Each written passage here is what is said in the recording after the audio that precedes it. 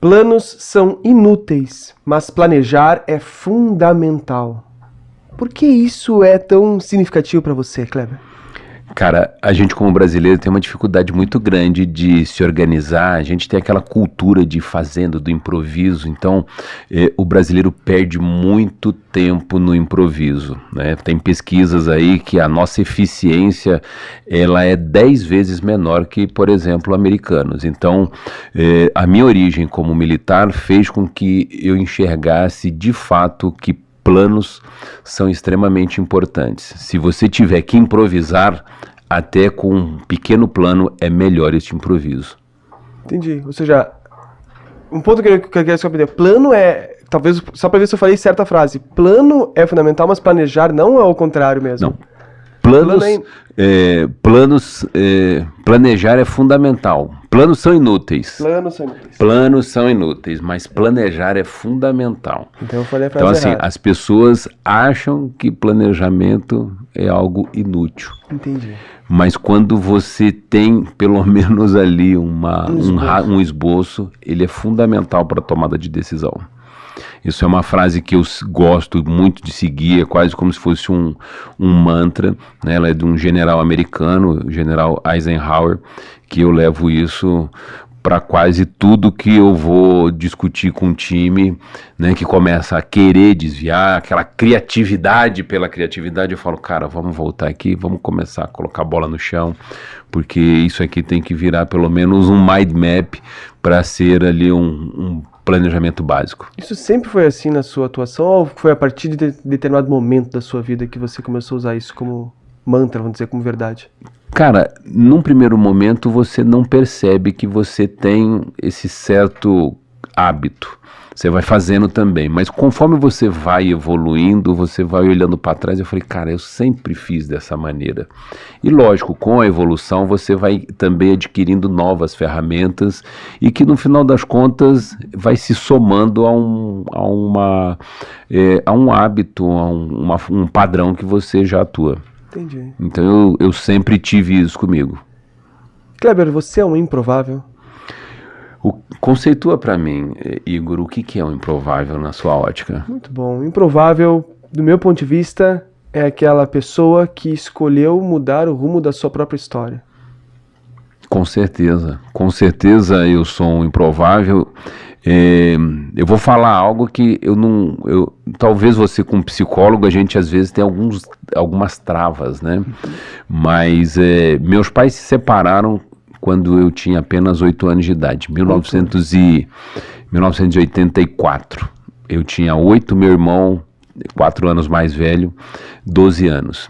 E uma coisa que era muito diferente dessa cultura do divórcio que existia naquela, estava começando, né? Os pais se separavam, os filhos ficavam com as mães. Nós ficamos com o pai. Minha mãe pegou tudo, né, e foi embora e a gente acabou ficando com o pai. Então, assim, imagina você ser criado, você ser ali impactado com um divórcio dos seus pais com 8 anos de idade, o pai assumir a criação. Então, meu pai é o meu herói, mas meu pai é um retirante nordestino, analfabeto, borracheiro. Então, o que podia ali dar tudo errado, eu enxergo que, pelo contrário, foi tudo muito maravilhoso, porque eu vi a atuação de um homem que, com as suas dificuldades, assumiu a criação de 2 filhos, uma casa, trabalho, tudo ao mesmo tempo, entendeu? Então, uma disciplina, fazer o que precisa ser feito é o que moveu aquela casa. Você já notou isso, então, a partir dos 8 anos como um fato muito dolorido na tua família, mas ao mesmo tempo ali você conseguiu ver o seu pai como está fazendo o melhor que pode com aquilo que tem para você. Igor, eu lembro do dia assim, ó. Meu pai abriu a porta da sala, a casa era bem montadinha. Então a gente estava sentado no sofá, meu pai falou, ó, nós vamos estar juntos. Nós somos amigos, custa o que custar, nós vamos estar sempre juntos. Eu, com 8 anos de idade, não entendi nada, aquilo que ali e quer tal. dizer? Eu sei que no outro dia eu fui para a escola, voltei, cheguei em casa, naquela sala montada, tinha a televisão, aquela televisão de tubo, no chão. Então não tinha estante, não tinha mais jogo de sofá, não tinha tapete, não tinha mais decoração, não tinha nada. A casa tinha 2 quartos, então um quarto vazio, Sim. vazio, extremamente vazio, só o quadrado mesmo do quarto. Um outro quarto, a cama e a cama de casal e a beliche. E a cozinha, que tinha vários armários, geladeira, fogão, mesa e tal. Então ficou uma porta de armário, o fogão, a geladeira e a mesa. Então, assim, esse foi o cenário. Parecia que tinha sido um furacão, tinha passado, e a partir dali a gente começou a 3 moleques ali, 3 homens ali dentro de casa se virar. Então, eu era responsável pela faxina da casa, né? Meu pai trabalhava e tal, eu era responsável pela faxina, que era o mais novo, e meu irmão, 12 anos, com 12 anos ele era o cozinheiro. Então, essa era a nossa rotina, foi assim por uns 85 para 88, 3 anos, que depois meu pai acabou casando de novo. Então, dos 8 até mais ou menos 11 anos, foi essa realidade que você teve. Até os 12. 12 até os 12. Bom saber que você é um improvável. Eu acho que ser improvável no Brasil é mais comum do que se imagina, né? Então a gente tem muitas histórias improváveis que eu acredito que hoje, Igor, é uma história que a gente poderia, eu poderia estar com ela, né, carregado de rancor, mas olha só que engraçado, nada como o tempo. Meu pai e minha mãe se dão super bem. A minha madrasta e minha mãe são as melhores amigas. Uma da outra, é isso? Uma da outra. Meu pai morava no Nordeste, em um determinado momento ele foi para o Nordeste. Quando o meu pai e minha madrasta vinham para São Paulo, eles não ficavam na minha casa, eles ficavam na casa da minha mãe. Então, assim, para quem vê maldade, né, não entendia isso. Como é que a ex, eu falei, gente, para mim é a melhor coisa do mundo, porque eu não tenho rancor das coisas, ainda mais eu sendo casado, eu sei a dificuldade que é manter um casamento, manter uma família. Então, quando você vê uma família se destruir, se separar, é porque não é só incompatibilidade de gene e tal, é porque essas pessoas não tentaram ao máximo, porque você não, a gente tem que parar com essa cultura do descartável.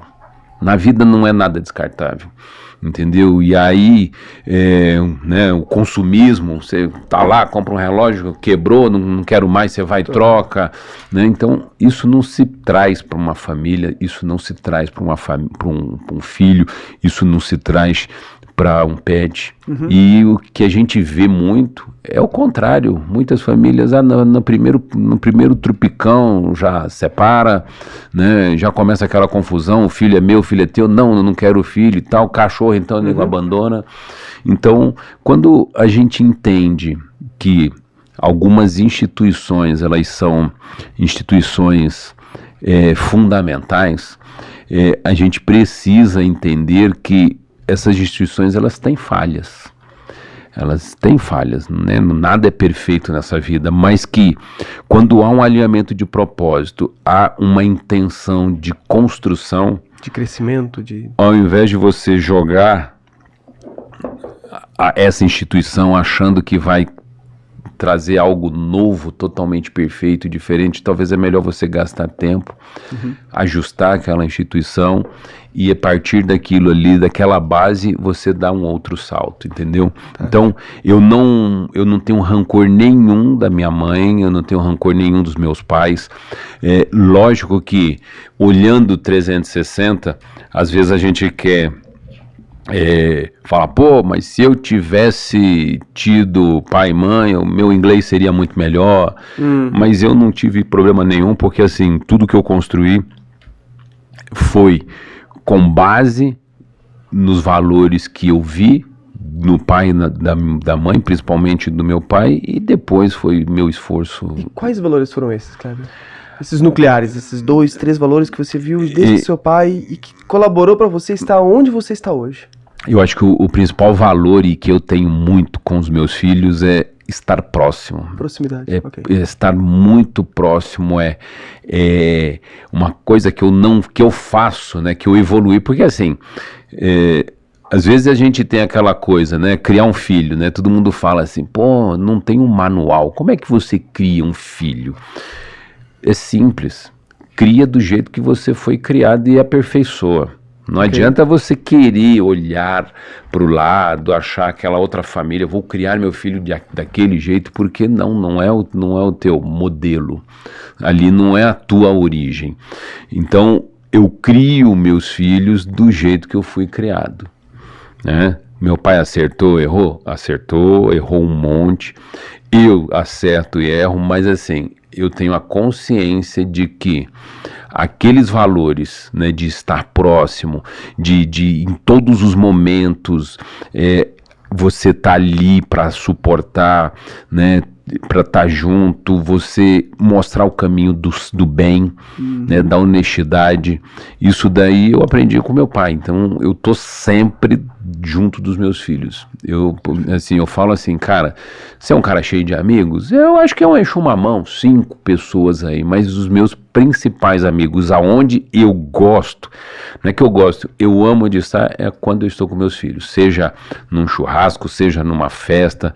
Eu já fui em tudo que era o que você imaginar de lugar com os meus filhos, então assim, para mim é muito prazeroso e eu agradeço eles. Às vezes os filhos têm aquela questão de, puta, meu pai vem de novo, então assim, eu agradeço a paciência dos meus filhos em permitir que eu seja aquele entrão, lógico, com muito cuidado para não ser protecionista demais. Não colocar um casulo, não fechar. Exatamente, porque isso pode ser prejudicial.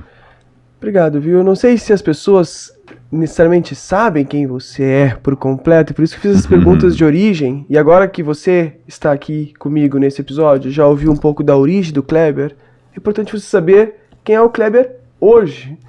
O Kleber Salos, ele é cirurgião dentista, empreendedor e cofundador do grupo Salos, que é um ecossistema que conecta saúde, bem-estar e impacto social. Ele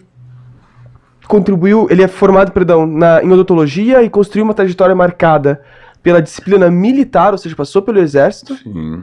E pela visão estratégica dos negócios, sendo peça fundamental para a transformação da Sorridentes em uma das maiores redes de franquias odontológicas do Brasil. Então, essa pessoa que você ouviu da origem, das dores, dos valores, dos princípios familiares, hoje lidera o grupo Salos, em que uma das marcas é a Sorridente.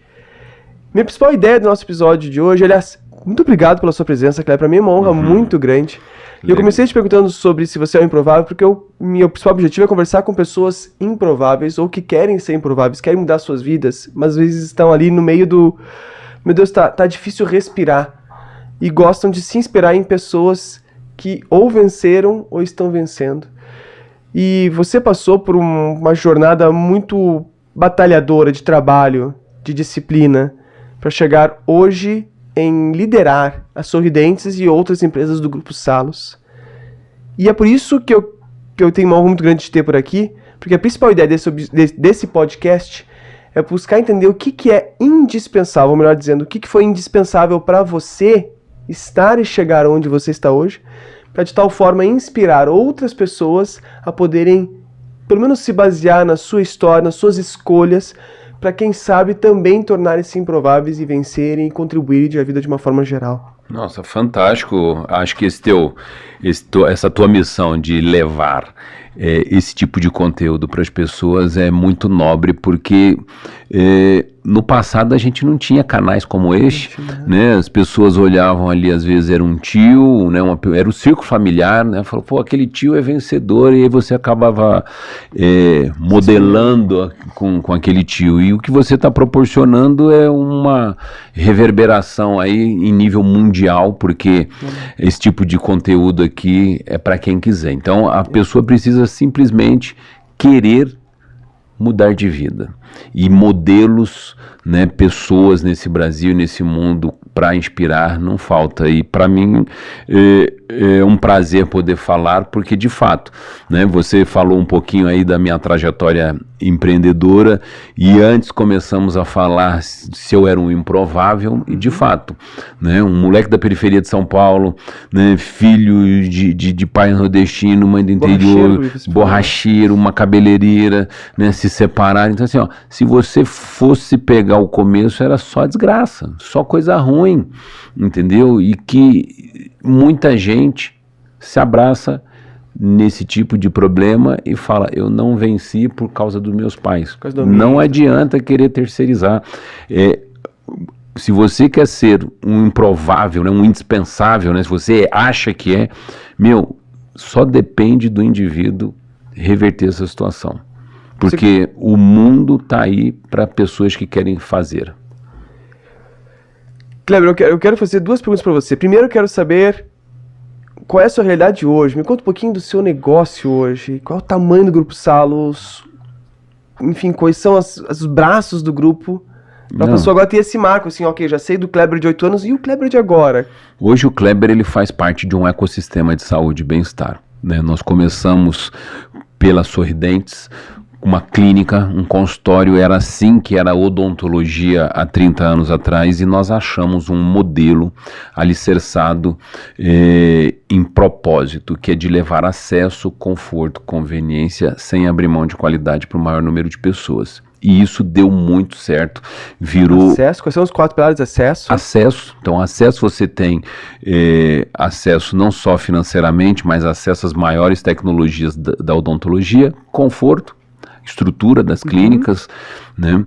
Clínicas lindas, maravilhosas, temáticas, conveniência de ter todas as especialidades no único lugar, que automaticamente isso transforma a clínica da família, né, da pediatria, geriatria, tudo isso sem abrir mão da qualidade.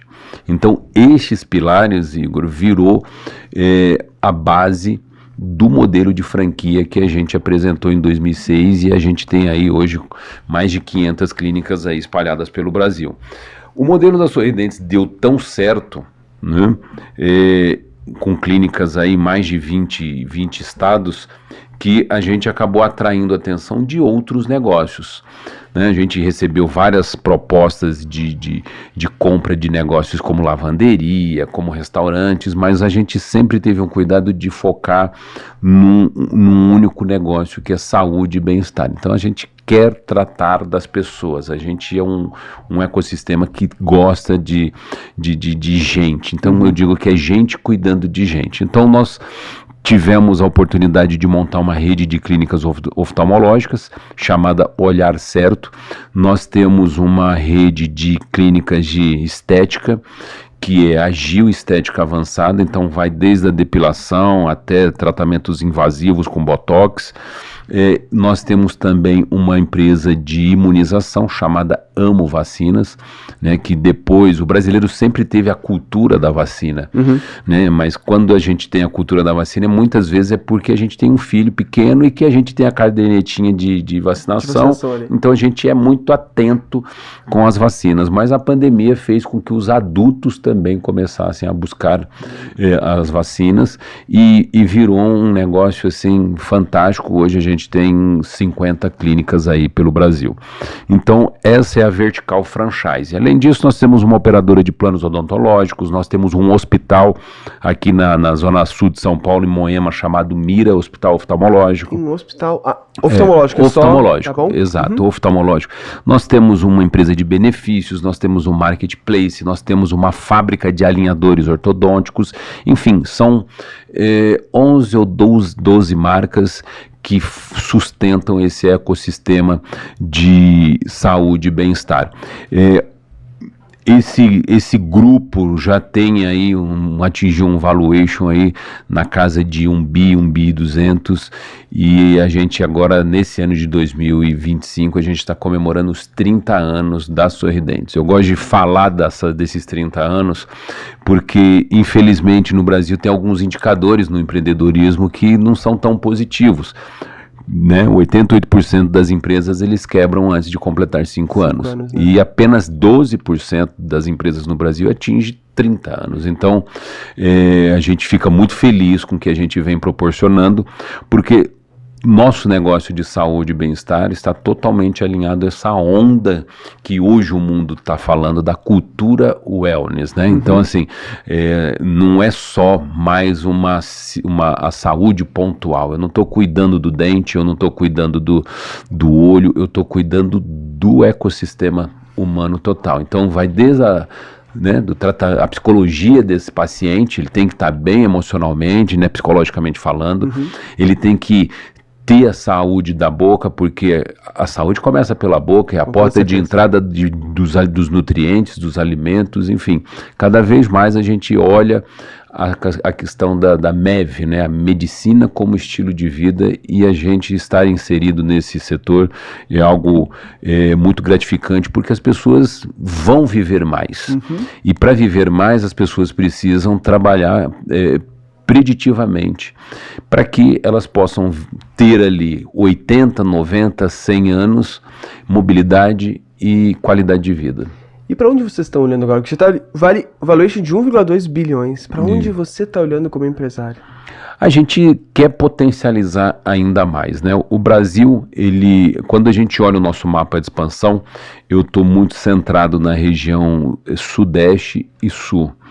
E o Brasil ele está tendo há algum tempo um movimento do agro, um movimento da interiorização. Então, a gente tem apenas 5% das cidades no Brasil tem mais de 100 mil habitantes, né? Num país de 5.400 e mais de 5... Pouco até, se for ver, né? Muito pouco, muito pouco. Então, o futuro das nossas marcas é estar cada vez mais próximos do interior do Brasil. Então, por exemplo, até menores de 100 mil, é isso o foco?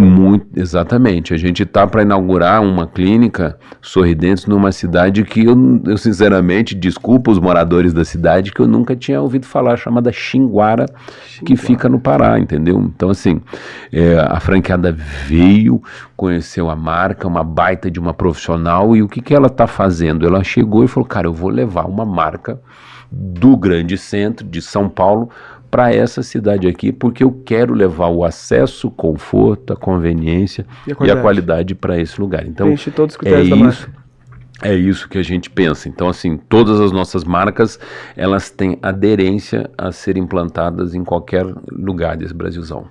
Quais foram as 3 atitudes mentais ou comportamentais, as 3 maiores, vamos dizer assim, que foram indispensáveis para que o negócio de vocês passassem daqueles 5 anos e está agora há 30 anos já? Eu acho que são habilidades com pessoas, entendeu? Habilidades com pessoas. Liderança? Liderança é algo importante, porque ainda mais falando de negócios de saúde e do modelo de franquia que a gente tem, que não é alicerçado em produto, ele é numa propriedade intelectual. Então, a capacidade de liderança e de comunicação foram pilares fundamentais. Outro que eu gosto muito é a questão da persistência, porque empreender no Brasil requer muita fé e persistência. Eu acredito que muito desses 88% das empresas que fecham antes de completar os 5 anos é justamente o fato da pessoa, no primeiro percalço, no primeiro vale do cal, falar, cara, isso não é para mim, e abandona, entendeu? Sendo que ele esquece que a vida vai ter muitos caos, tanto na pessoa física como na jurídica. Então, se você tem clareza de propósito e você está empreendendo, cara, tem que ter força e persistência, resiliência para superar os desafios. Então, liderança, comunicação e persistência. Os 3.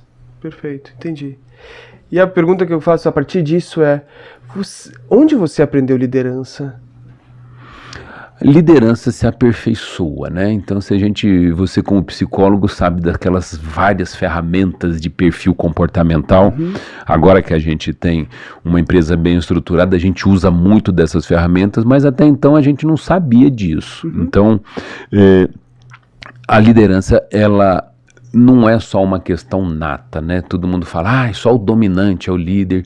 Não, até a quantidade de dominantes em relação aos outros perfis é menor do que os outros. Mas as pessoas têm que entender que existem formas de liderar, né? Então o dominante ele é mais truculento, então ele vai, e existem outras formas mais de tete a tete, de engajamento, de conversação, né? Então isso hoje eu sei falar, mas a liderança ela veio se aperfeiçoando desde o meu primeiro emprego, né?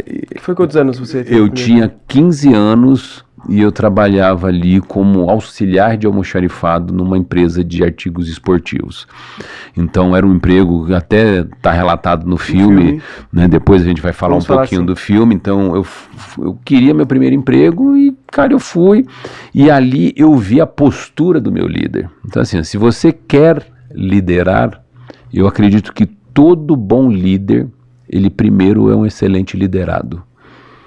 Então assim, eu olhava a postura do meu líder e teve algumas cenas que eu vi o meu líder brigar pelo time e brigar por mim. Então ali foi uma lição. Depois eu fui promovido para vendedor, que até foi por orientação desse meu chefe do almoxarifado. Ele falou, cara, você é esperto e tal, não sei o quê, por que você não vai para lá e tal, né? Porque ali, tá vendo aquela coisa, tá vendo o Jair? O Jair é vendedor, ele tem carro. Tá vendo o Roberto? Ele vem de ônibus, ele tem 3 casas. Então assim, ele mostrou para mim que aqueles 2 modelos bem-sucedidos vinham de pessoas que eram do comercial.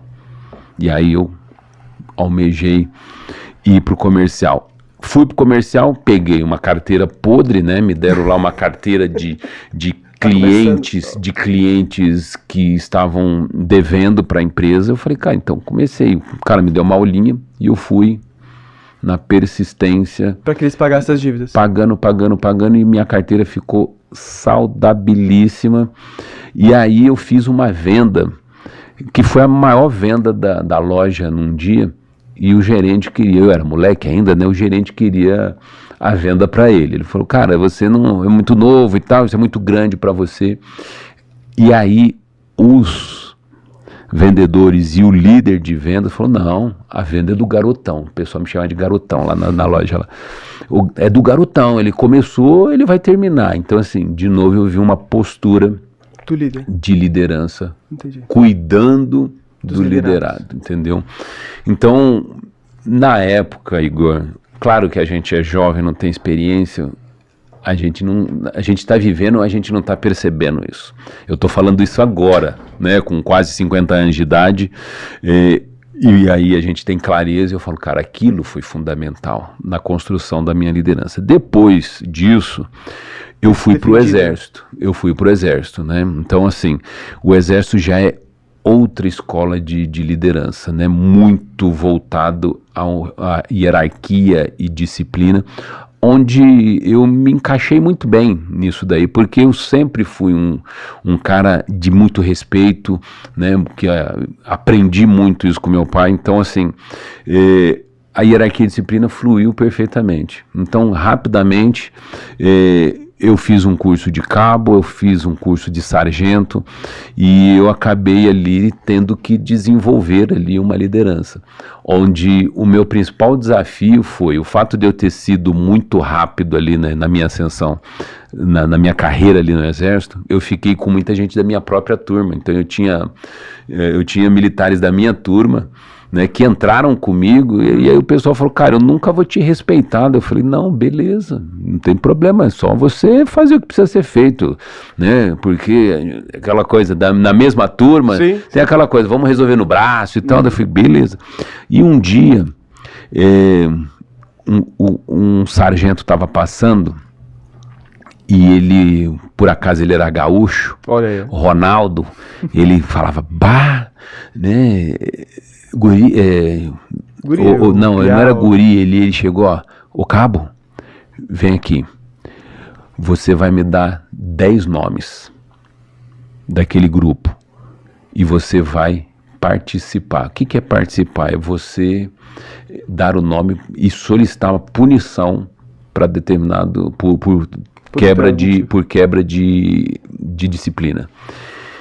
Porque ele viu a cena, né? Eu tinha ali uma missão de cortar ali uma relva lá, de uns matagal lá, e a turma não estava me respeitando. E aí eu era o maior cortador de mato que tinha naquele local, então eu ali com o facão, então assim, uma forma de liderar também é pelo exemplo. Então assim, eu não só mandava, né, eu pedia, mandava, mas eu estava ali junto com a tropa, no facão ali. Como o sargento, ele viu má vontade por parte da tropa, ele chegou e falou, ó, se você não me dá o nome, amanhã você vai ser preso. Então assim, como é que você não cumpre a hierarquia e a disciplina? Igor, aquela noite eu não dormi. Quem que eu ia colocar? Ao falar, colocava o nome. Eu até tem um amigo meu que me ajudou com essa tarefa. Aí ele falou, bota fulano. Eu falei, não, cara, esse cara é muito forte, ele vai me pegar lá na rua. Não. Era aquele perrengue, enfim. Eu fiz o documento e o sargento puniu os 10. E aí os 10 ficaram doidos comigo, mas aquilo ali foi me aliviando, porque de fato existe um papel institucional. O líder, ele vai se aperfeiçoando, ele precisa ter mentores. Então assim, hoje é muito comum essa palavra, mas aquele sargento ali, ele foi o meu mentor. E é um gauchão que ele é de Santa Maria, é um gauchão que ele já está aposentado, inclusive, e esses dias eu encontrei ele e falei, cara, obrigado, porque ele nem lembrava. Eu falei exatamente essa cena, mas estava lá nos princípios e valores. Ele deve ter feito isso para um monte de gente, mas aquele cidadão deu uma modelada na minha liderança, entendeu? Então assim, e pelos quase 10 anos que eu fiquei dentro da força, dentro do exército, várias cenas a gente acaba vendo em relação a isso, né? Sim. Coisas às vezes muito pesadas, forte, muita camaradagem. Às vezes você, para liderar também, você tem que ter bom senso, porque às vezes você até vê a coisa errada, mas dependendo daquela pessoa que fez a coisa errada, às vezes só foi um desvio. Entendi. Então você tem que dosar também, porque a educação, a liderança e o desenvolvimento, ele é de longo prazo. Então é como se você plantasse uma árvore. Ela vai ter um vento que vai derrubar. Você vai e ajusta. Então cultivo. Liderança é o exercício do cultivo. Entendi que liderança é um dos pilares que você traz. Um dos hábitos, das atitudes, que fez você e a empresa estar onde está hoje. E o exército contribuiu muito para você. A dúvida que eu tenho é, se o exército não existisse na sua vida, você, vamos dizer assim, retirou essa parte da sua vida, você consegue enxergar um outro lugar para o desenvolvimento da liderança que você é hoje, do líder que você é hoje, ou você entende, não, Igor, ali foi indispensável, a liderança que eu sou hoje é por causa do exército?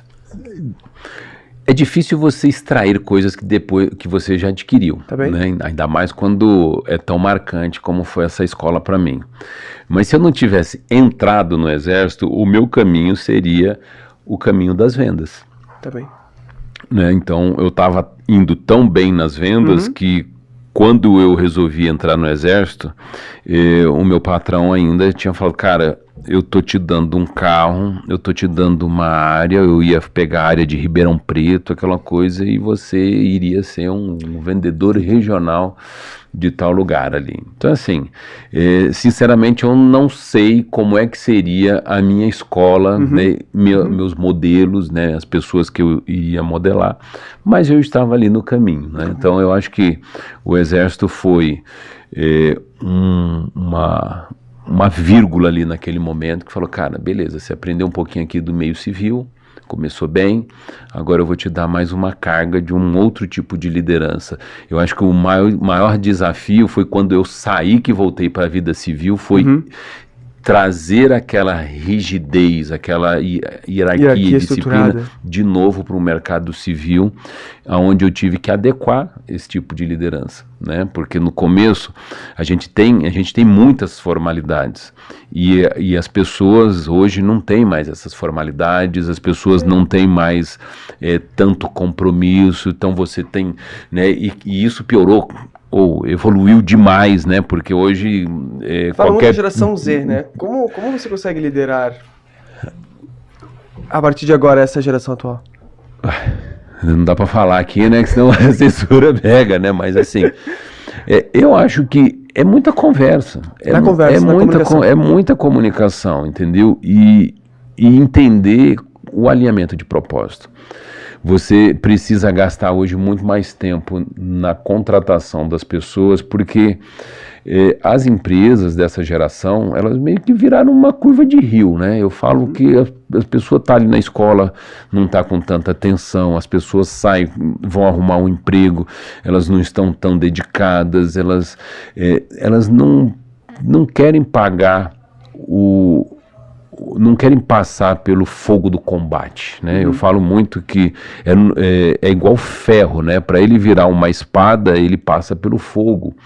E os melhores combatentes é isso, né? Os melhores combatentes são os que passam pelo fogo do combate. Então, eu só cheguei onde eu cheguei, e eu acho que todo improvável, e é indispensável, se você quer evoluir na sua vida, na sua carreira, você vai passar pelo fogo do combate, você vai passar pelo vale do caos. E a questão é como que você vai passar, porque você só vai passar melhor da próxima crise se você passou pela última bem.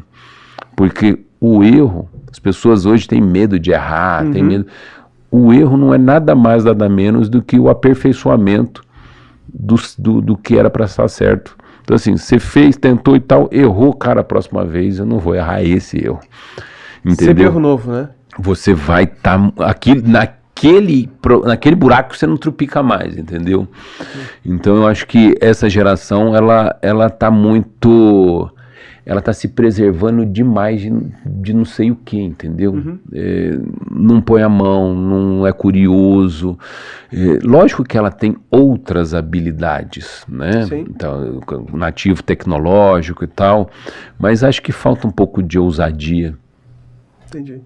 De ousadia, um pouquinho mais de calo, talvez. Você trouxe liderança, comunicação e persistência. Como você diferencia persistência de burrice? Tipo, sabe, eu tô insistindo demais aqui, ao invés de persistir... Teimosia, né? Teimosia, nem burrice, é teimosia, melhor dizendo. Isso é um desafio, né? Porque... Como você diferenciou isso na sua história? Porque eu tenho comigo o seguinte, tudo que a gente perseverou, tudo que a gente persistiu, ele é mais estruturado.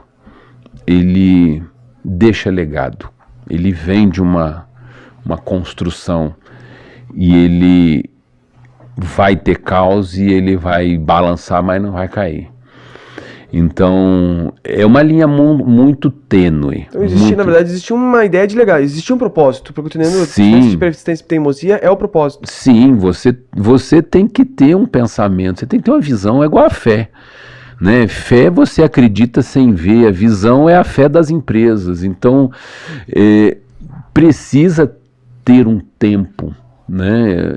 Como a fé que você enxerga sem ver, é aí que você tem que gastar persistência, entendeu? Porque a teimosia, ela tá ali muito próximo também, mas você vê que a teimosia é mais ou menos você plantar algo que sem base. Você querer investir em algo que não tem base, e aí, sim, a teimosia, porque aquilo vai ruir. Eu costumo dizer, na minha experiência, que a nossa mente, a minha mente, a sua mente, ela é uma ótima comentarista e uma péssima conselheira. Que quando nós temos que tomar decisões importantes na vida, é muito importante que nós tenhamos conselhos que sejam fora da nossa mente. Pode ser com a esposa, pode ser com um mentor, pode ser com um líder, pode ser ouvindo um podcast de alguém que já está lá, como nós estamos fazendo o nosso aqui. Você acredita que faz sentido isso que eu digo? Ou seja, na tua experiência, você decidia muito mais pela sua convicção ou nas decisões importantes você compartilhava com alguém para chegar num denominador comum? Quanto mais você cresce, quanto mais você vai evoluindo, você vai ficando cada vez mais solitário. Você vai tendo menos gente para compartilhar. Ainda mais no meu caso, que eu não tive um pai bem-sucedido, né? Meu pai me ensinou coisas ali diferentes do mundo corporativo, porque o empreendimento do meu pai era um negócio muito simples, era uma borracharia. Então, a partir do momento que eu montei uma clínica, já mudou totalmente. Não tinha como ensinar algo. O meu metamodelo já era outro, entendeu? Então, a gente tem que tomar muito cuidado de não se isolar, porque o empreendedor, ele tem esse cacuete, né? Não é nem um cacuete, mas a vida vai levando ele para o isolamento, e aí a carga vai ficando muito pesada. Ela vai ficando muito pesada. Ele acerta, mas, né, a ciência já diz que tem negócios que o empreendedor foi tão importante para a construção do negócio, mas aquele empreendedor também foi tão importante na destruição do negócio que ele criou. Então, esse é o maior desafio que eu acho que a gente tem que ter na questão de compartilhar ou estar na solidão. Hoje, eu acho que o mundo evoluiu muito, né? Então, a gente vê muito essa questão das mentorias, antes das mentorias, a informação, porque você que é um gestor, mesmo solitário, você não pode fechar os olhos para a informação, tá aí a informação. Então, jornais, né, no passado, matérias, o que você consome, né? Então, ao invés de você ficar lá comprando revista caras, lia uma revista Exame PME e tal. Então, sempre eu tive isso, de ver caderno de negócios e tal, ver quem fazia e tal. Então, a gente modelava, né, quem eram os empresários da época. Abílio Diniz, né, os tradicionais. Aí, Silvio Santos é um cara que eu amo, né, amava, né. Então, assim, eu sempre modelei outros empresários e automaticamente, né, na medida da informação que a gente tinha, a gente, cara, trazia um negócio aqui, uma fala ali e tal.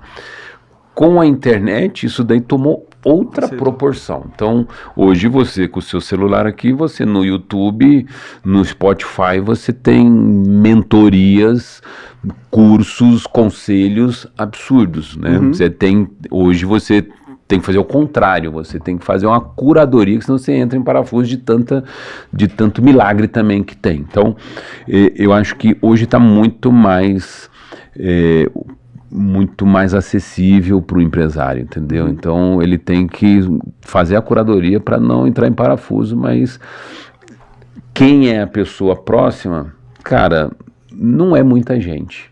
São pessoas que você tem que admirar, você tem que verificar quais foram de fato os resultados que aquela pessoa proporcionou, ter um alinhamento de valores, entendeu? Para aí sim você ir lá e tomar um café e pedir um conselho, uma visão, né? Porque você também já é um cara riquíssimo de conteúdo, você já fez muita coisa, entendeu?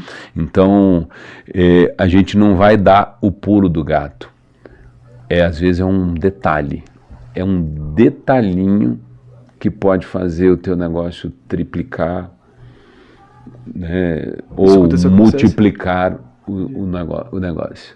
E sim, aconteceu com a gente muitas vezes. Você falou de visão, de fé, né, no sentido de visão empreendedora.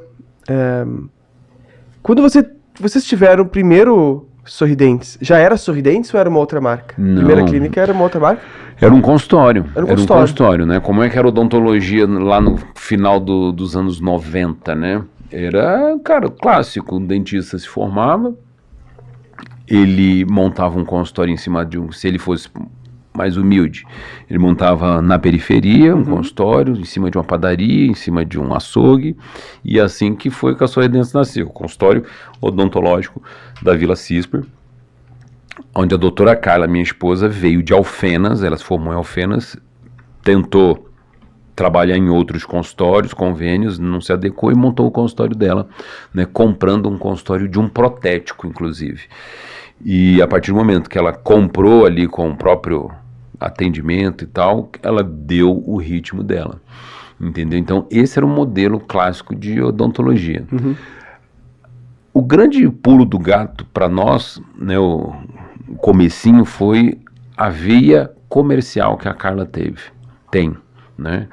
O fato dela ter vindo de família do comércio, varejo, então ela tem um tino comercial gigantesco, e ela trouxe esse tino comercial para a prática laboral dela na odontologia.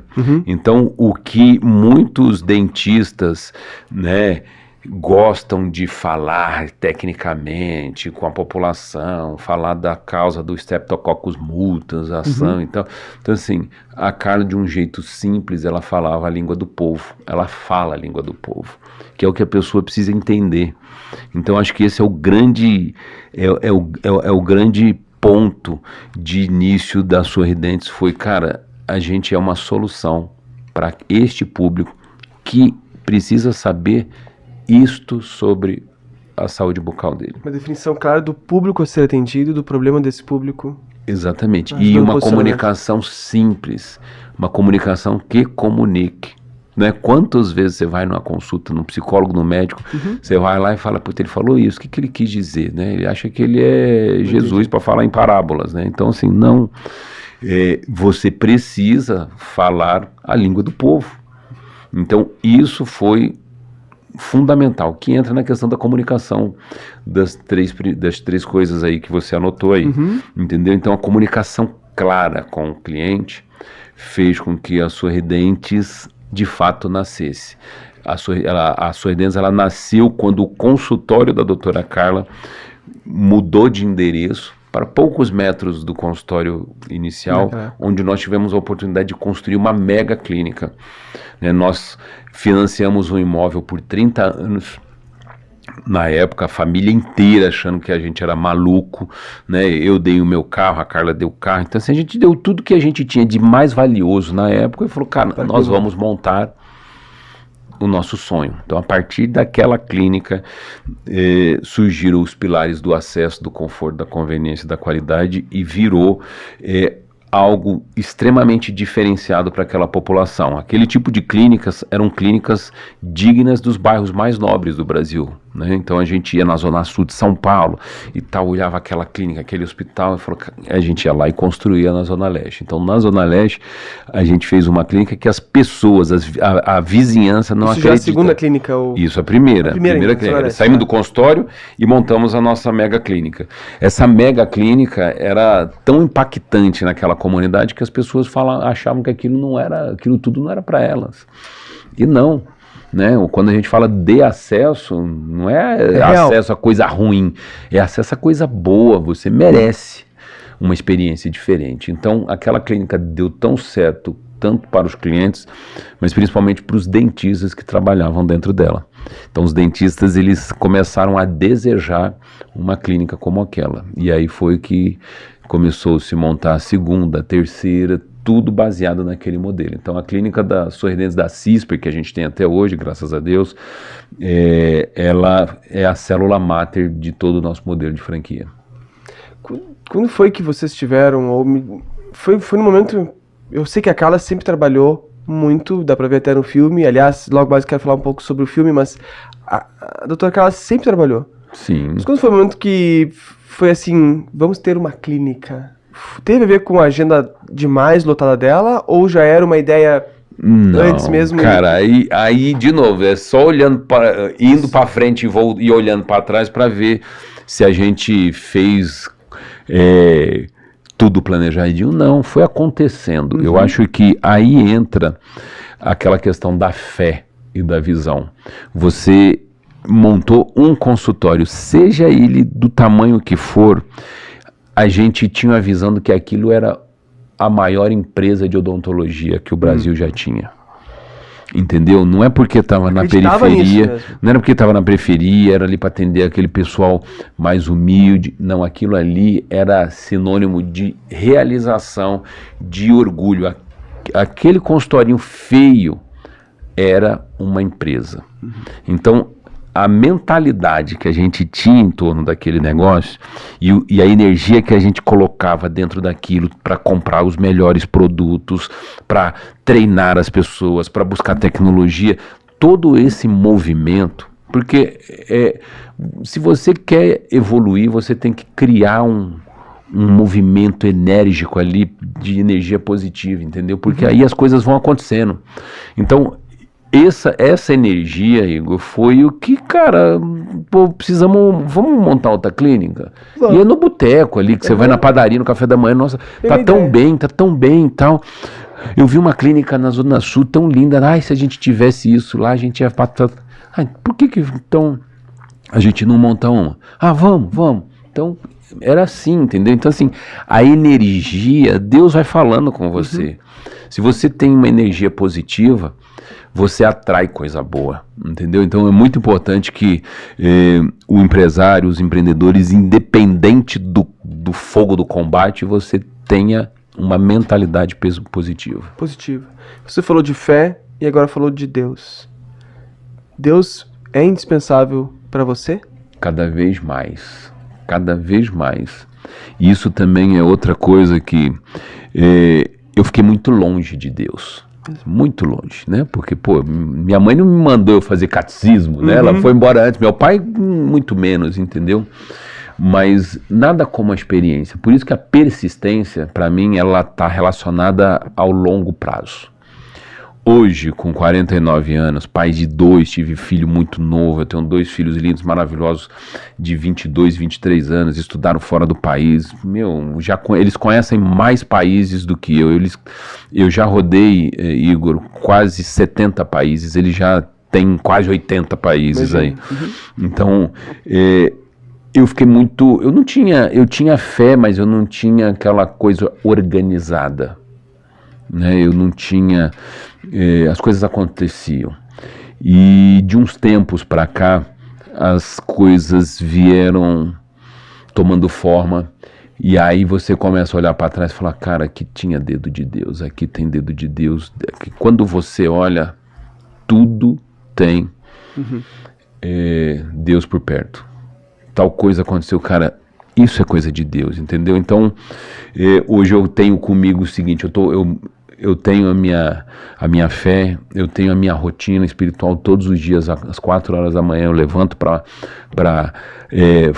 rezar o rosário, e assim tem sido nos últimos 3 anos da minha vida. Exatamente. Todos os dias? Todos os dias. Então, assim, todos os dias, nos últimos 3 anos, né, na maior parte dos dias, né, não dá para falar que também tem viagem, tem deslocamento, mas mudou completamente a minha vida. Mudou completamente e cada dia mais as coisas fazem mais sentido. Em que mudou? Tanto para frente quanto para trás. Mudou porque você começou a ter mais clareza? As coisas começaram a fazer mais sentido? É isso ou mudou em que sentido? Porque, poxa, acordar às 4 da manhã e rosário, nem todos sabem, porque nem todos são católicos, mas rosários são 3 terços, né? Exato. Então, é 1 hora... Exato, ali o rosário ele tem a jornada de Jesus, né? Então ele ali é como se fosse um filme, né? Então a gente está ali a gente está evidenciando desde o nascimento, né, até o final ali da história que todo mundo já sabe. Em que você sente que essa prática atual faz você ser a pessoa ou o profissional que você é hoje? De que forma? Isso colabora? A gente vê muito essa questão de ansiedade, a gente vê muito essa questão de querer resolver, né? O empresário, ele quer ser o herói de tudo. E ele é limitado, a gente é limitado, entendeu? Então, quando a gente começa a ter uma clareza de uma força maior, você começa a não deixar de lado, mas assim, pai, eu dei tudo de mim aqui. E eu preciso de mais, mas eu não estou encontrando. eu entrego isso daqui, me orienta, me ajuda. Porque no final das contas, você não está sozinho. Você depende de você depende de um monte de gente. E aí é onde que Deus entra com muita força, porque Ele vai direcionando, Ele vai proporcionando, Ele vai pavimentando por onde ir, por onde não ir. Eu acredito nisso. Que bom. Também acredito, sabe? Muito bom. Bom. Você passou por vários momentos difíceis na sua vida. Sim. Qual dos momentos foi o mais difícil e como você superou ele? Nós tivemos alguns, né? Eu brinco, Igor, que assim, ó, você pegar aquelas séries do Discovery Channel lá, que tem, né, na selva, você vê aquele leão, aqueles crocodilos. Quando você vai ver, aquele crocodilo tem quase 200 anos, ele tem ali cicatrizes, né? Porque é o macho alfa, né? Tá sem um braço, sem nada. Então, assim, só quem tem cicatrizes sabe a dor e como superou. E isso mostra o quanto tempo você tem no combate, no bom combate. Então, a gente, como pessoa, você pergunta como pessoa ou como empresa? Como pessoa, eu vejo você como uma pessoa. Uma coisa só, né? Uma coisa só. Eu vejo assim, são áreas da vida, mas você é o Kleber. Então, na sua vida, o momento mais difícil. E como você superou?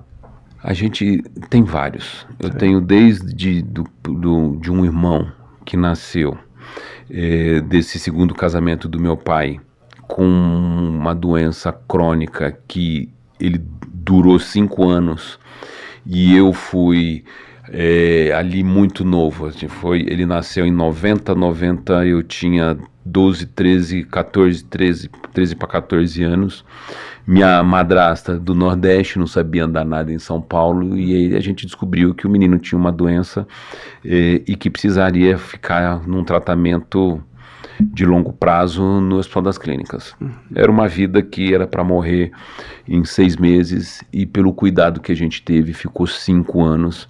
Então, assim, eu vi aquele meu irmão dentro do Instituto da Criança, no Hospital das Clínicas, do lado de várias crianças ali com problemas que eu nunca imaginei de ter visto, né, com 14 anos de idade. Então aquilo ali me moldou muito. Depois eu tive ali uma cena muito grande de uma fatalidade dentro do Exército, né, numa desinteligência. Então, dentro do quartel, nós temos armas, e às vezes as pessoas não sabem usar armas. Então houve um ataque ali que também foi na minha frente ali. Então foi algo pesado na época. Na empresa nós tivemos em 2008, 2009, né, um cenário extremamente favorável. Um pouco antes, a gente expandindo muito, e num determinado momento, na crise que teve nos Estados Unidos lá dos imóveis e tal, nós tivemos alguns efeitos colaterais aqui no Brasil. O presidente da época falou que não, no Brasil está tudo bem, é só uma marolinha. Me lembro dessa frase. Mas essa marolinha atingiu exatamente algo importante para nós, que era um capital que nos ajudava a comprar equipamentos para a construção de clínicas. Então eu tinha 20 clínicas em obra, já estava tudo engrenado na minha área de implantação, só que aí o gerente chegou e falou: doutor, não tenho dinheiro, eu não tenho como pagar os fornecedores.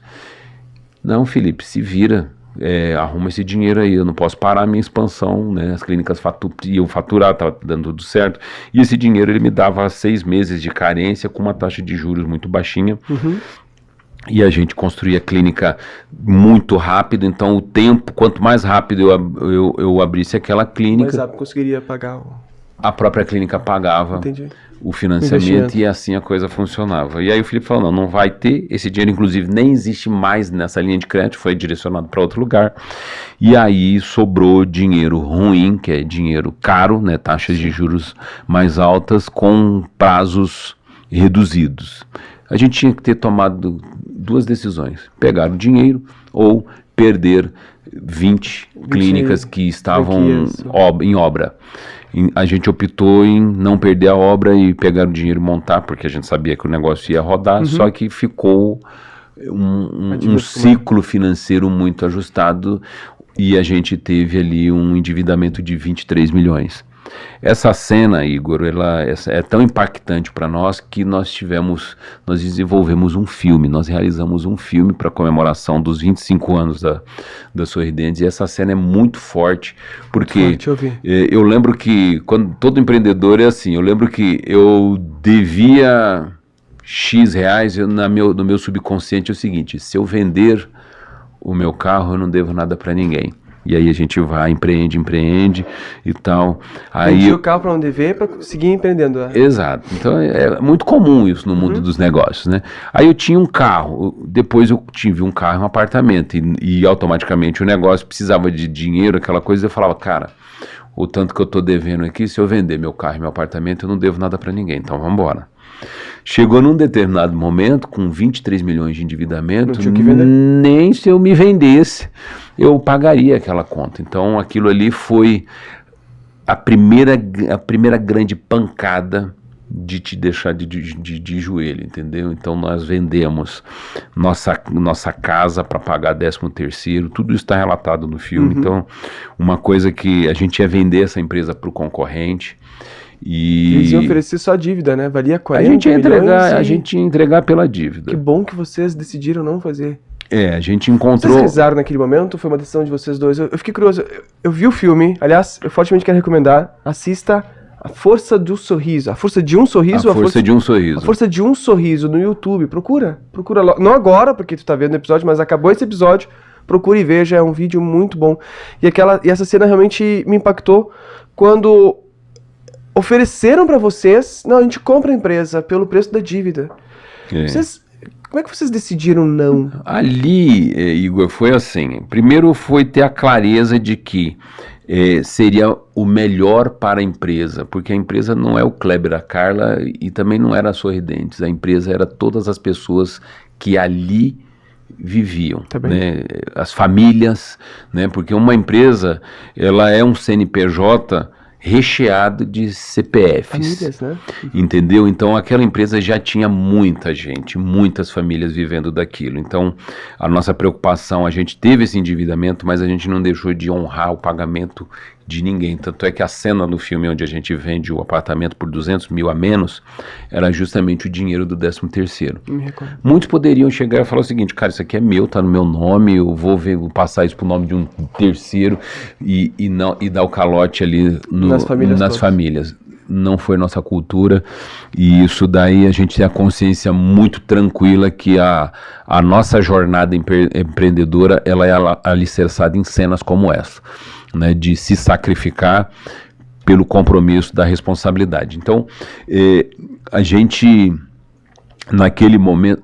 Repete a sua pergunta de novo, que eu viajei.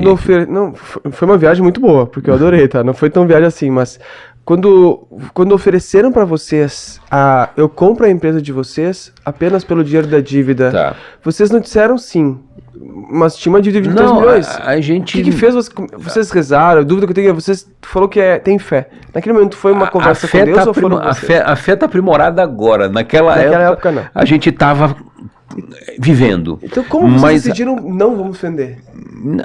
O não vender é que a gente nunca quis vender. A realidade é que ali a gente precisava vender. Agora querer não, porque o negócio é fantástico. O negócio é fantástico, mas o fato ali era que, cara, pro bem das pessoas, pro bem maior, a gente vai entregar pro concorrente. Porém, a gente ali tinha a certeza de que se tivesse alguns ajustes, a gente ia conseguir também consertar o rumo daquela história. E foi exatamente isso que aconteceu, entendeu? Então, querendo ou não, a gente orava, né? Porque tá ali, o Espírito Santo estava por ali. Porque mesmo que você não consiga falar, mesmo que você não consiga parar para orar, o Espírito Santo pega a coisa do teu coração e resolve. Ou seja, ali vocês tinham a sensação de que a gente não quer vender. A gente não quer vender. E aí era uma fase que a gente estava muito focado, não ganhava nada. Nós ganhamos, nesse período, uma viagem para Nova York. E aí a Carla chegou... Uma coisa boa, tipo... Uma coisa boa no meio do fogo, do fogo cruzado ali. Então a gente foi eu fui num evento de timeshare, essas coisas e tal, e no final das contas a gente ganhou uma viagem para Nova York. E nessa mesma semana, a Carla recebeu um convite de uma placa de... Não, um convite primeiro. Que ela ia participar de não era um concurso, de um evento onde iriam selecionar alguns empresários como referência. Uhum. Né? É como se fosse hoje a Forbes Under 30, Uhum. né? Que era um evento do Estadão na época. Aí beleza, entre você ir para Nova York, já que a gente não tinha nenhuma sorte anterior, estava tão boa, porque, cara, ganhei... Eu vou para Nova York, eu mereço. Eram quantos dias lá? Era uma semana? Era uma semaninha. Eu vou porque, cara, essa nuvem negra vai sair e tal. E na mesma semana veio o convite. Beleza. A Carla chegou e falou, tá bom, deixa pra lá, vamos para Nova York. Passou mais uns 2 dias, aquele convite de papel virou uma placa de aço escovado. Que chegou em casa também, é isso? Que chegou na empresa... reforçando o convite. E aí a gente tinha ali assessoria de imprensa na hora, né? Eu peguei e abri aquilo ali, eu falei, Carla, e essa cena tá no filme também, você é uma das finalistas, não é um convite qualquer, você é uma das finalistas desse negócio aqui. E eu sempre dei, a Carla é sempre muito forte, né? Eu deixei ela decidir, ela ficou com aquilo ali que ela queria ir para Nova York. Por que eu falo isso? Quantos empresários estão dispostos a fazer trocas em prol do seu negócio? Hoje é muito comum ir para Nova York, né? É muito mais fácil, mas você imagina isso 20 anos atrás? Pô, era um glamour ir para Nova York. E ir para Nova York, ir para um evento desses sociais, que você vai encontrar pessoas, talvez, interessantes ou não, ou aquela, né, vou trocar uma viagem para um evento no Palácio do Governador. Ela escolheu ela abriu mão da viagem. Então, a escolha assertiva foi ir para o evento. Ela foi a grande vencedora. Deixou o Cielo da natação, Arezzo, então tinha um grupo de empresários que estavam ali concorrendo com ela e tal, e ela, né, o Bolonha, que era o então presidente da Latam, na época da TAM, chamou, né, a Carla, né, como referência em empreendedorismo jovem por unanimidade, Carla Sarni. Ela subiu no palco, muito emocionada, chorando e tal, e não conseguia nem falar direito, porque só ela sabia da dificuldade do perrengue que estava acontecendo. Quando ela subiu, fez o discurso, a Luísa Trajano, ela é muito engajada nessas questões de mulheres empreendedoras, mulheres empoderadas. A Luísa Trajano, com toda a humildade que ela tem, ela saiu, que ela era uma das juradas, ela saiu de trás da mesa e foi lá recepcionar a Carla descendo do palco. E naquela simplicidade falou, nossa, Carla, adorei tua história, tá aqui meu cartão, vai almoçar comigo essa semana lá no Magazine. E assim foi. Então, a Carla pegou, foi lá almoçar com a Luísa, e a Luísa chegou e perguntou, cara, pô, que legal, né?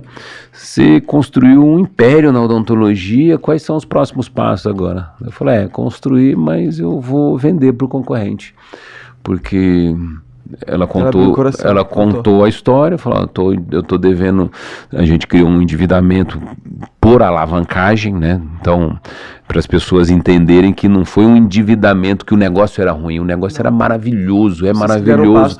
Ter os 20... Crescer também é um risco, então a gente deu uma pernada um pouco maior, né? Então o nosso desajuste de caixa foi pela expansão, não pelo faturamento.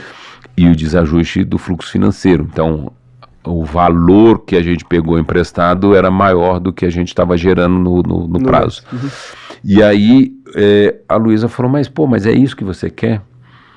E a Carla falou, não, eu só preciso. E o que você precisa? Eu preciso que um banco acredite em mim, porque até então a gente já tinha ido em vários bancos e os bancos eles queriam garantias. E o que é garantia? Garantia é imóvel, fazenda e tal, e garantia tipo assim, 150 vezes mais do que o valor que tinha. Eu falei, cara, mas se eu tivesse tudo isso de garantia, quem ia emprestar dinheiro seria eu. Vendia e comprava. Então a Luísa, ela não nos fiou, ela não emprestou dinheiro, mas ela conectou pessoas certas. Ela fez uma simples ligação por um diretor de um banco na época, e esse diretor, né, com o cuidado que a Luísa pediu, esse diretor do banco, ele pegou todas as contas, né, fez a lição de casa deles e... As contas de vocês, ele deu uma olhada, né? Todos os empréstimos que a gente tinha, pegou tudo e falou, cara, eu consigo te oferecer isso, eu te consigo isso, te dar essa carência e tal. E foi o que a gente fez. A gente repactuou, esse banco pagou todas as dívidas que eu tinha, a gente repactuou essa dívida com esse banco novo, num prazo de 5 anos, com uma taxa compatível, e o que a gente deveria pagar em 5, o negócio estava tão bom que a gente pagou em 3, e aí teve outro momento de inspiração. Então assim, eu falo que você ter a oportunidade de conhecer, porque a gente vê muita notícia ruim, né? Então eu sempre falo, gente, cuidado com o que você consome, cuidado com o que você lê. O mundo tem muito mais pessoas boas do que pessoas ruins. Sim. Basta você procurar a fonte certa. Então, a Luísa Trajano é uma bênção para nós. Né? Eu falo o tempo inteiro para ela que ela foi uma fada madrinha, não só para a Carla e para o Kleber, mas principalmente para hoje são mais de 12 mil empregos diretos e indiretos, entendeu? Então essa empresária brasileira, ela teve compaixão, ela teve empatia, e ela ajudou outros empresários a superarem o tão desafiador mundo dos negócios, entendeu? Então é isso que é importante de você cativar bons relacionamentos. Que sensacional. Kleber, que história. Muito obrigado pela sua fala. Eu te pedi um momento difícil, você trouxe 2 ou 3 momentos difíceis. E tem mais, mas aí precisa de outro episódio. Superações. Teria o maior prazer de poder te receber aqui, se for agradar para você, será uma honra muito grande. Mas indo para o final do nosso episódio, eu quero fazer 2 coisas. Primeiro delas, convidar você a assistir, sim, no YouTube, A Força de um Sorriso. Eu pude assistir também, é um filme muito bem construído, com um roteiro muito bom, impactante, engajador, sabe? Ele realmente te prende do início ao fim, e conta essa história tanto do Kleber quanto da Carla, com todos os detalhes necessários para mostrar o lado bem humano e real. Se você puder colocar o link aí na legenda, cara, seria... Porque aí a pessoa que está assistindo o podcast, na hora que acabar, já clica e vai ver o filme. Vai estar no link na descrição para que você possa assistir. É um vídeo muito, muito, muito interessante. É um filme, Igor, que eu recomendo as famílias assistirem, né? Os profissionais que gostam de usar filme para treinar seus times, eu acho que tem muitos insights ali importantes, porque é a história de 2 brasileiros empreendedores. A Carla vendeu água para se formar na faculdade, tem cena dela subindo em caminhão de algodão para colher algodão. Eu, militar, né, carregando pedra ali no meu primeiro emprego. Enfim, depois a construção da nossa família. E quando a gente teve essa cena do endividamento, a gente estava com os nossos filhos numa zona de conforto. E nós tivemos que movimentar, inclusive, foi bem forte. As crianças, entendeu? A gente teve que mudar de casa. A gente ficou morando em cima de caixa. O meu filho mais velho quis lá dar uma estressada. A Carla teve a humildade de ajoelhar ali na frente dele e falar, ó, a mãe errou. Então, assim, ó, o envolvimento familiar nos negócios é extremamente importante. Tanto é que hoje meus filhos, cara, praticamente meus filhos são eles fazem parte do board da nossa empresa familiar, entendeu? Então, tudo isso, mesmo eles sendo muito pequenos, eles tiveram ali uma lição bastante grande de humildade por parte da mãe, que assumiu o erro de ter acelerado demais, de ter, né, empreendido demais. Então, a cena do filme é muito forte, e se você empreende em casal, se você tem um lifestyle empreendedor, assista A Força de um Sorriso. Sabe que essa cena me pegou bastante. Eu vir pra Alphaville agora, nós viemos agora em janeiro pra cá, faz pouco tempo. É um desafio mudar querendo ou não, é Brasil, mas é uma cultura diferente. Totalmente diferente. É um investimento muito maior também. A realidade financeira do Rio Grande do Sul, mesmo pós enchente que teve, e daqui é um salto muito grande. E eu vi com a minha família toda por um sonho de família, para que a mentoria a qual eu lidero pudesse entrar na Mentor League Society. E entrou. Mindbiz Club, que é a mentoria que eu lidero para empresários, entrou. Só que o cuidado que eu tive eu quero buscar manter a mesma qualidade de vida, porque os meus filhos não precisam ser penalizados por uma escolha minha. A mesma qualidade de vida que eu tinha em Porto Alegre, aqui. Sim. E hoje está dando certo. Mas eu tenho um grande receio de, enfim, acontecer alguma situação no mercado e que eu não consiga manter essa qualidade de vida.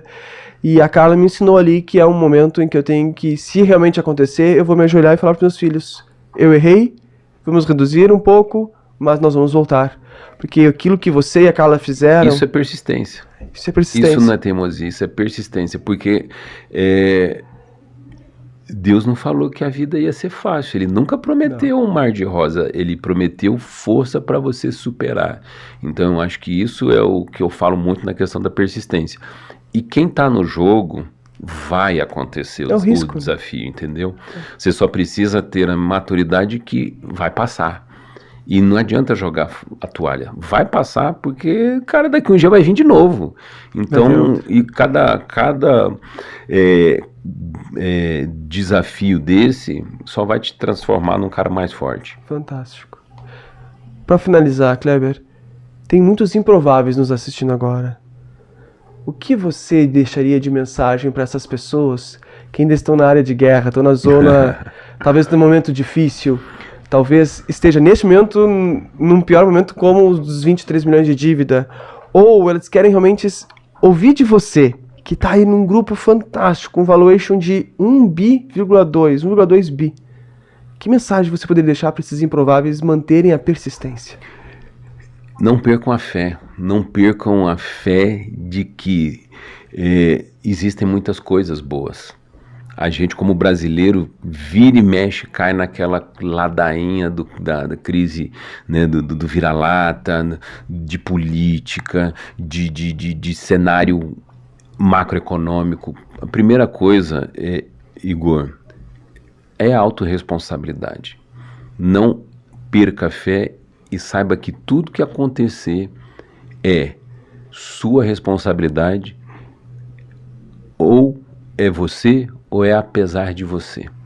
Entendeu? Então, não adianta achar que a vida vai facilitar. Você tem que ter força para superar todos os desafios, e isso vem de persistência, vem muito de você manter a fé. Mas hoje existem ferramentas que você pode escolher com quem lutar. Então, acho que no combate, né, não existe um exército de um homem só. E quando você encontra um grupo de pessoas de alinhamento de valor, um ecossistema que possa, né, dar a mão para o outro e ajudar o outro no desenvolvimento, por que não você não usufruir dessa ferramenta? Então tua família, e você buscar um ambiente colaborativo, um ambiente produtivo, de boas ideias, isso vai facilitar qualquer desafio que a vida vai lhe proporcionar. Fantástico. Muito obrigado, viu, Kleber? Como foi para você essa nossa entrevista? Como foi Cara, foi ótimo. Foi quase uma terapia, que eu tô leve. Eu tô leve aqui, foi muito bom. Sabe que eu busco exatamente isso, trazer quase como se fosse uma terapia para realmente conhecer um pouco mais de você, o lado de você colaborativo, e também que possa acrescentar na vida das pessoas. Fiquei feliz de saber que foi leve. Obrigado pelo convite, e eu me coloco à disposição. sua e do seu público, se precisar. Coisa boa. Obrigado, viu? E você que está assistindo aqui o Indispensável Podcast e permaneceu aqui aprendendo com o Kleber como foi a jornada dele, os passos dele para chegar no tamanho deste negócio e de pessoa que ele é, e também quer crescer focando na sua empresa de uma forma a tornar-se um improvável, eu quero fazer um convite para você. Eu sou, como você sabe, eu sou líder de um programa empresarial chamado Mind Biz Club. E eu convido você a, no link que está aqui abaixo, digitar no link. Tem o link do filme, que vai estar ali, mas abaixo do link do filme eu quero oferecer para você uma entrevista comigo para eu analisar suas metas de vida. O principal objetivo do Mind Biz Club é pegar as metas que você tem na sua vida, no seu negócio, e ampliá-las de tal forma que elas possam ser impossíveis, mas tornando elas prováveis. Então, se você quiser meu auxílio para isso, digite no link abaixo do filme que eu vou conversar com você. No mais, muito obrigado pela sua presença, pelo seu tempo. No próximo episódio nós teremos aqui mais conteúdo indispensável para você ser o improvável que você quer. Eu desejo fortemente que você, ao fim desse nosso episódio, seja uma pessoa insubstituível. Obrigado. Até mais. Tchau.